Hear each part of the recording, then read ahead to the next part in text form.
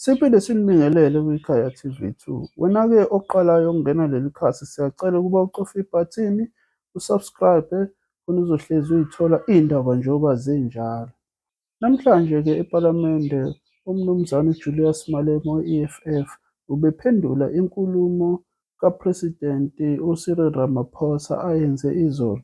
Lapho-ke uPresidenti eqede mhlawumbe amaminithi alishumi ekhuluma ngokuthi uMalema wamthuka ngobaba wakhe, ubaba wakhe wayeyiphoyisa kugovernment wobandlululo. Nangoku uMalema ezikhulumela, ake simuzwe. Yesterday, the president of the GNU spent a considerable time saying that our input and contribution during opening of parliament debate was playing the man and not playing the ball. The president wrongly said that we previously insulted him by saying that his father was a police officer during the dark days of apartheid, and that even when such is a fact, he is proud that his father was a law enforcement officer of apartheid laws. Let's put the facts right in front of this parliament. We never ever have made any reference to President's father in this parliament, and even if we did, it would have been a statement of fact and not insult. To say someone's parent is a nurse, it will never be used as an insult. To say someone else's parent is a police officer can never be used as an insult. You said, spoke about your father in order for you to drag my grandmother unfairly so, because my grandmother has got nothing to do with what I'm doing here. So I want to state it very clear that, President, we respect each other and will continue to engage each other robustly. Secondly, parliament and political work in general is not for soft-skinned people who will use all languages to complain whenever we give fair but robust and direct characterization of their political conduct. Here we speak truth and nothing else but the truth. In our characterization of the ball which you spoke about here, which you said we must play, we will also characterize the players to have a fuller picture of both subjective and objective political and ideological conditions. You can never only play the ball without understanding the strengths and weaknesses of the player.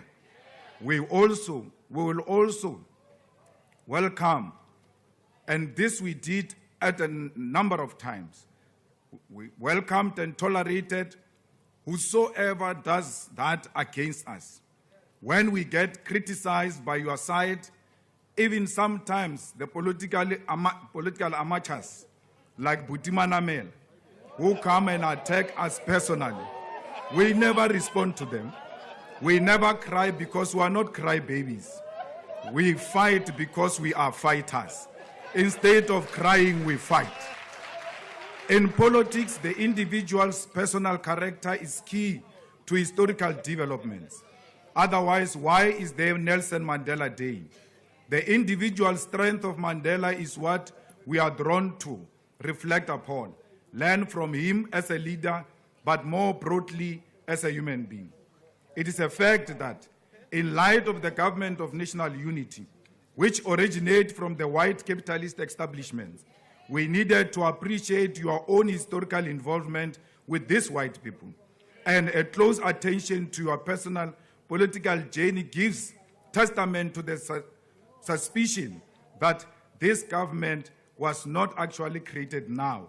It came from long time ago because you were made a project long time ago. When we say you did not go to Robben Island when your peers went to Robben Island, how can that be an insult? When we say you wrote a letter and said they planted communist ideas in your head to the police, how can that be an insult? To tell the truth is the greatest respect we give to a sitting president.